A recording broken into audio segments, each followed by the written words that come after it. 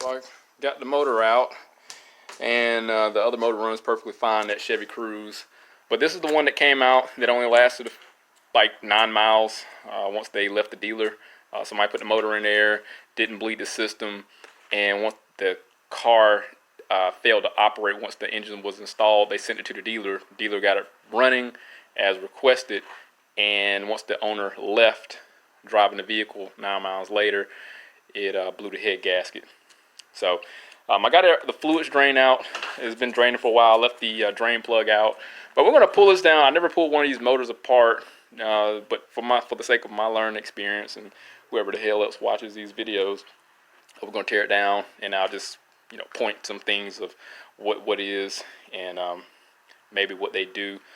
But the main purpose is just to get this disassembled, torn down, and just look on the inside and inspect the head gasket. For the most part, this has some basic inverted bit tools, like these are E10s. Most of these are just E10s. That's the E18 on the harmonic balancer there. This looks like a 15 millimeter for the motor mount bracket. This looks like a E14 for the alternator. And so I think these are both E14. It looks like, I might be incorrect, but this is the tensioner here, harmonic balancer, mount bracket, alternator. Then we have the oil control valves for the bearing timing for the cam gears. We have the 2 solenoids here, and we have both of the cam sensors on opposite ends. Those are interchangeable, so if you ever have to diagnose it, you can just swap them. Let's see here. Then we got the oil filter housing with the oil cooler. These are E10. Also, thermostat housing. These are both E10s. One of the fasteners were missing here when they installed the motor, but this is going to be a hex, and this should be a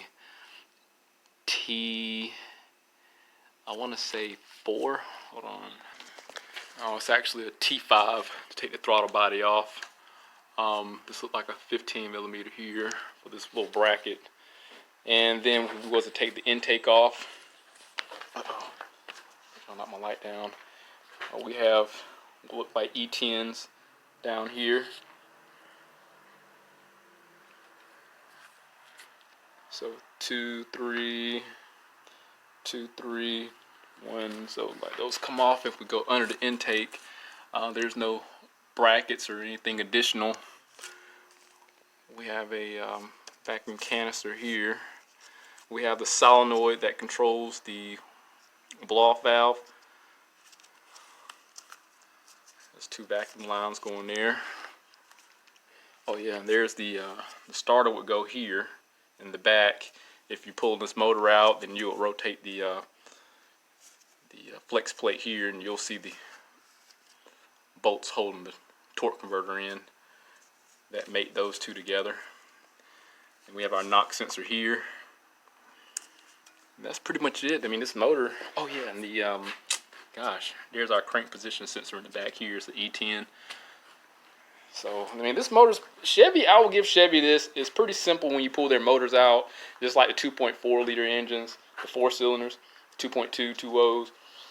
They're very easy. It's just they suck. They're a piece of crap. This engine sucks from my personal perspective because it has too many gaskets, especially this oil filter housing, notorious for leaking. And but on the last video we did take the turbo apart, turbo off, the manifold off, sorry, and I showed you how we did that. But today we're just going to pull this down real quick, and I'm just going to go right through it. And here's our water pump here. These look like, I assume, E14s there. You pull that off and pull off some E10s for the water pump back in the back here. So let's get to it. Let's see. Let's look at this head gasket and see how it looks. All right, we're gonna whiz right on through this here. If you want to take the map sensor out, there was a T20 that held this in here. Here's our map sensor, and on some vehicles, I want to say this slot right here is for the barometric pressure sensor. So this is what will measure your elevation. This port is unused on this particular vehicle. Now I want to say for Chevys, I want to say, I know I'm probably wrong, but I think when it comes to getting a barometric pressure reading, your elevation is going to utilize the map sensor or mass airflow sensor, and probably take like calculations that way to determine your elevation. Because with these newer vehicles, from what I understand, it helps optimize the power output depending on your elevation level, because the air thins out the higher you go. We're going to take out the fuel rail, and that's going to be a T30 here.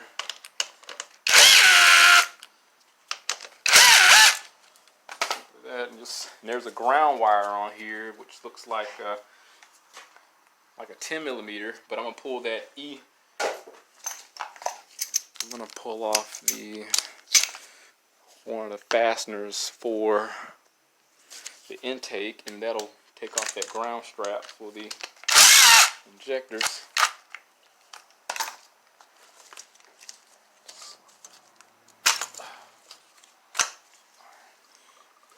Those got gas coming out of there.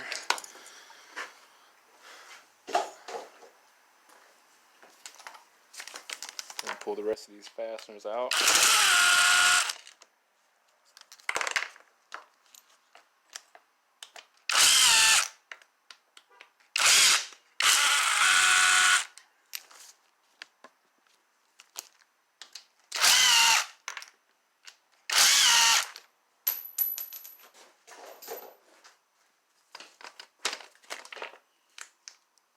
So yeah, what I was speculating yesterday, I didn't know how this, I didn't know how the PCV system looked, but I was actually correct. So this here that goes to the intake of the turbo, this valve goes through here, the intake.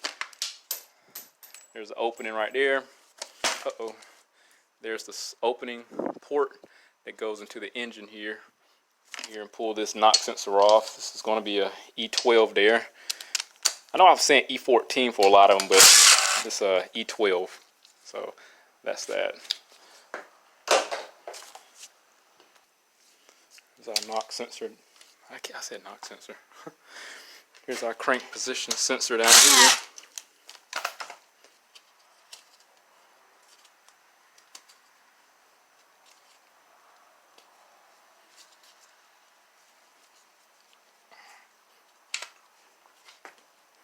This is a 3-pin. It's a Hall sensor, so it picks up a square wave. Remove this bracket here from the mount.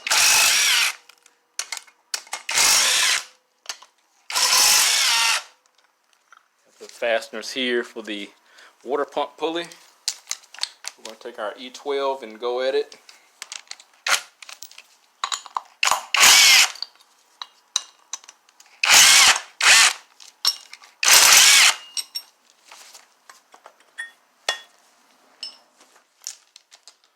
Here's our harmonic balancer. We're going to pull it off with the E18. I'm going to comply. Let's use the big dog. It's a crazy reducer here.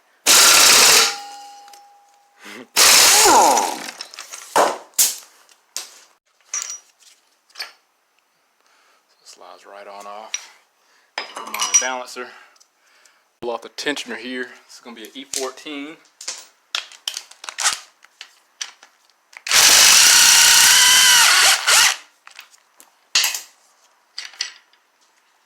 Bottom one off here, which looks like it's going to be E12 on the bottom.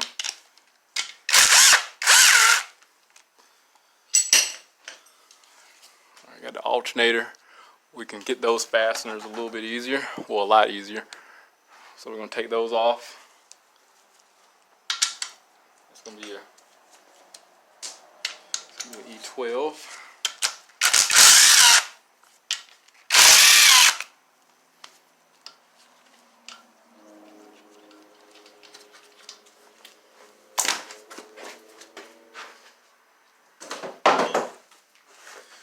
Knock those compression fittings back. Make it a lot easier pulling off.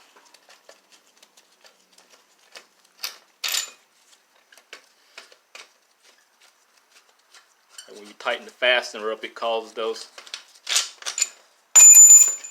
retainers to close up on it. Give it a snug fit. Take the water pump off. E10.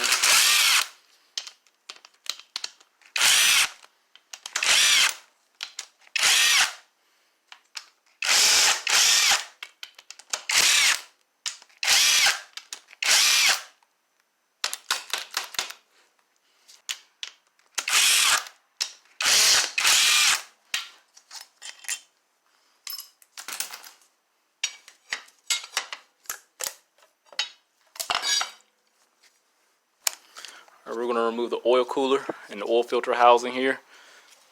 I left the thermostat and the water pump connected. This is an E12.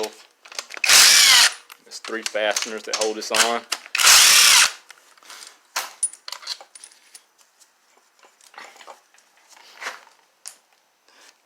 There's a water, I want to say that's a drain that goes inside the bottom there, so maybe a little difficult coming out. Oh shit. Yeah, that was the oil drain because it's got the milkshake in there.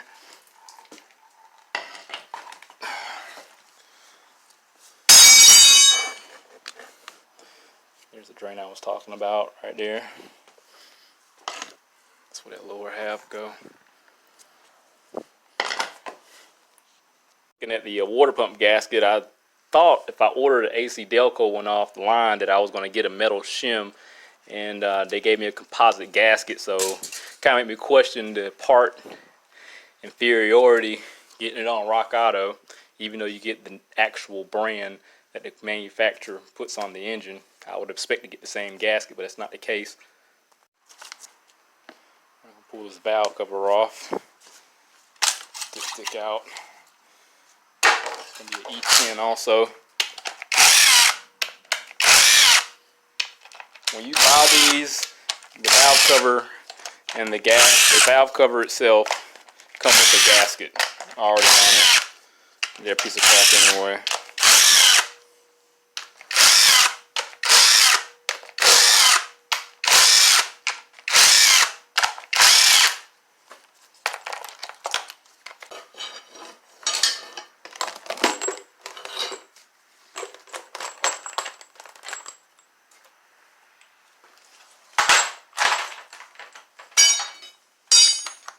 Curious of what everything looks like.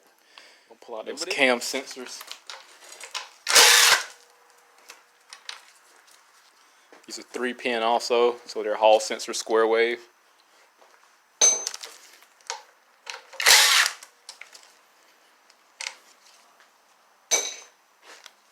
Pull off the oil control solenoids. This is on the exhaust side here. Intake side here.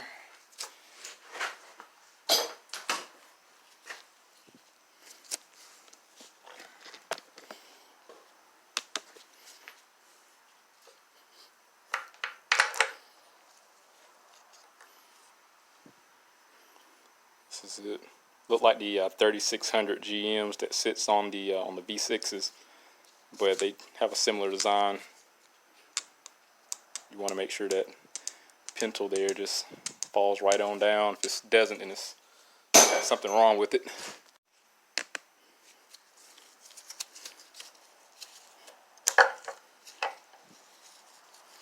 This is the exhaust side.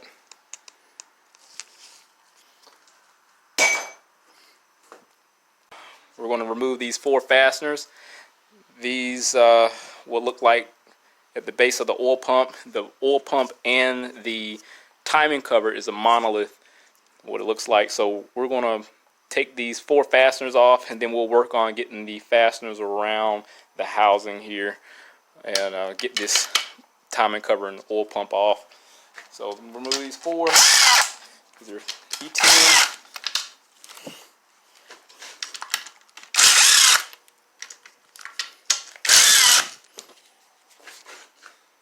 All right, I'm gonna go ahead, while I got it turned up like this, I'm gonna remove the rest of the fasteners around the oil pan, because I'm not sure if the pickup is like some engines where it's connected to the oil pump, and I would have to take off the oil pan to remove the 2 fasteners that hold the pickup, or if there's an O-ring or seal between the pump and the pickup here in the oil pan. So I don't know, but we're gonna pull all this off and make sure.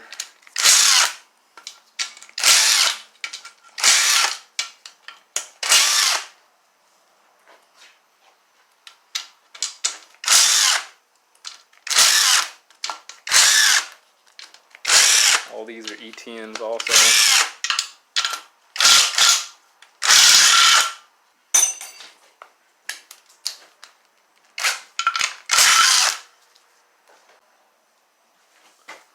Look like I can get a good grip up here in this corner.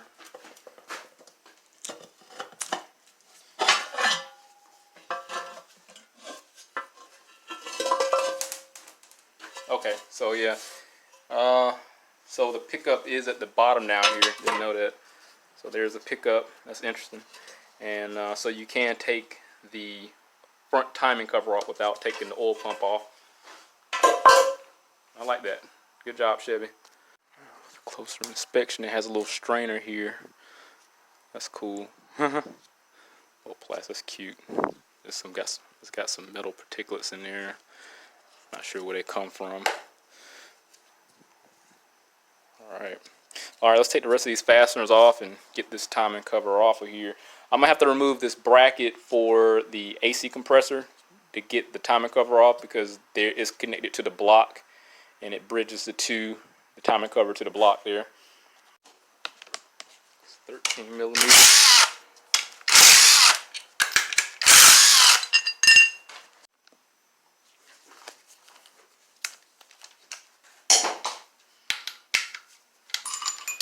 See what I can get done with this E12 here.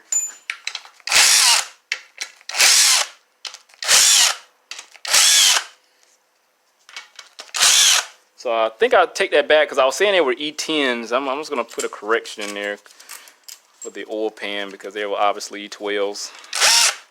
Getting them mixed up, they're so similar.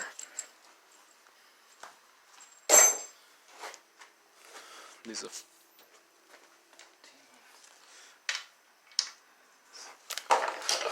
so these are 14s here.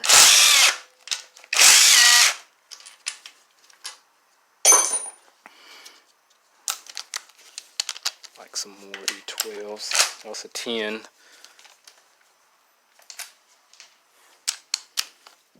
There's an E10 here at the bottom.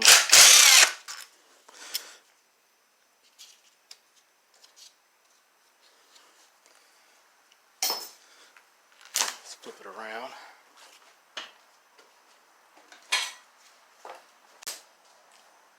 Man, I tell you what, it's so easy to get the E12s and the 10 confused, because they fit almost just as snug, but the E10 fits perfect. So I was incorrect about the.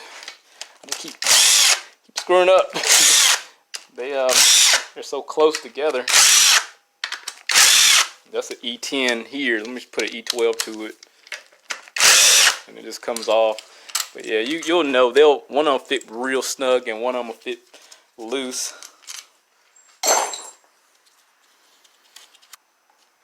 I'm missing one. It's hidden down at the bottom down here. Let's see if it'll pop out. Okay. So it just came right on out. I think I'm missing anything else. Cool. It's behind a timing cover.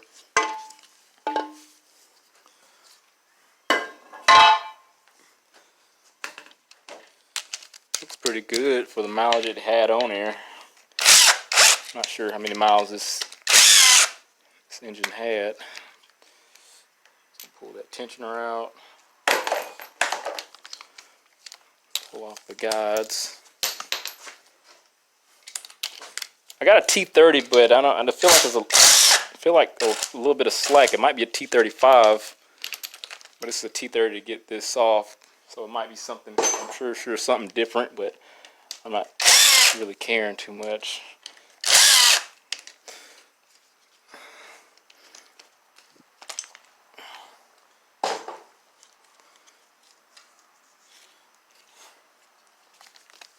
Remove the guide up here at the top. It's a E10.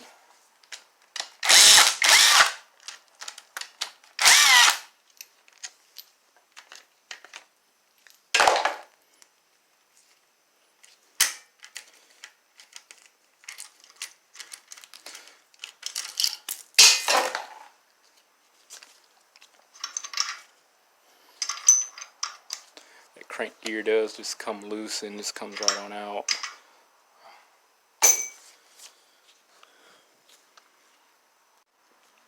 This gasket also seems to be reusable. No, it's, yes, one piece. Okay, I thought it was two. If you can get it off and not damage it, but I mean, it look like you can. I'm not sure if people would do it, but like you can spray copper spray on it. You would take it off. I'm just gonna pry it up. I don't care about it. Like you can. It's no longer reusable. Alright, so I'm removing the cam gear or the VVT actuator. And what happens, it seemed like on the other one I removed, just be mindful that when you take this nut loose, this trigger wheel will move. So I'm going to show you. So it'll freewheel. So I'm not sure exactly how that will affect the position or timing. But that is something you want to be mindful of. Now, some of the engines I haven't assembled, it don't matter. But at the same time, the trigger wheels were at the very end of the camshaft. So I'm pretty sure this vehicle has special tools to install to do the timing. So just be mindful of that. This freewheels, and so you won't get yourself like stuck. This is not. Video's not about doing timing or anything, just a general teardown. So I got the cylinder head fasteners loose. I'm just gonna pull them all out. And this is a E12 here for all the cylinder head bolts. So you can leave the cams in there when you pull the cylinder head off, which is great.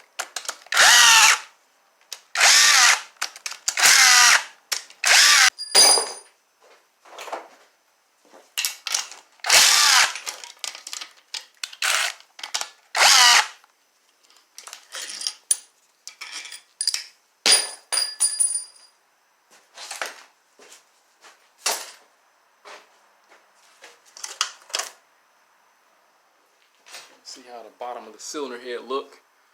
This is what it looks like.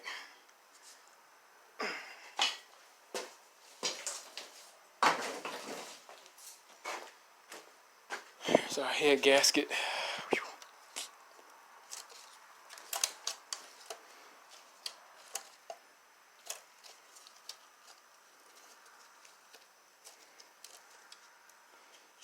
This thing's got, oh wow.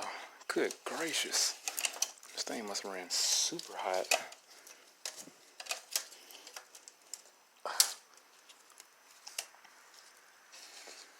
Wow. Choke was pretty tarnished on the mating surfaces there.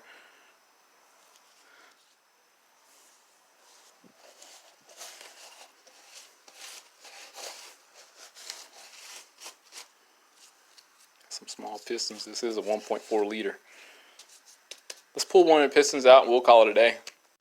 So it looks like the cool thing with this is there's no, you don't have to separate the other half of the block.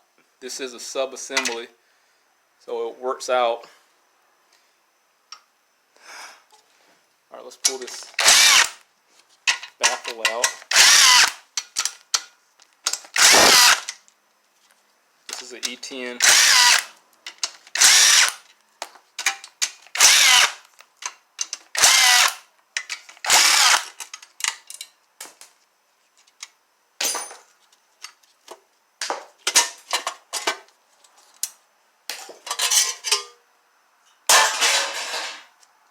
Here's our crankshaft. There's our trigger wheel for our crank sensor. We got a counterweights, and then here's our rod end caps here. This looked like an E10 also, which pull that out.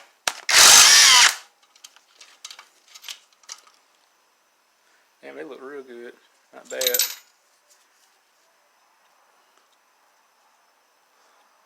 Let's pull another one out. If you was to pull the vanes out, these outer ones would be an E8, and the inner ones here will be E10. So all these here are E10, and the outer ones are E8s.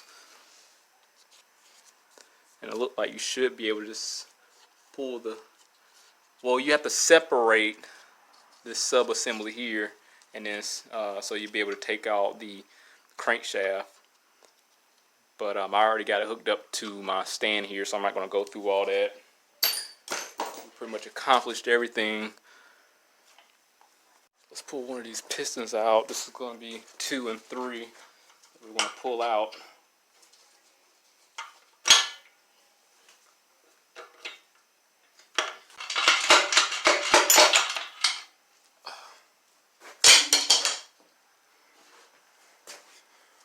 So I'm going to pull the pistons. These are treated skirts. Damn, these are small, like dirt bike pistons.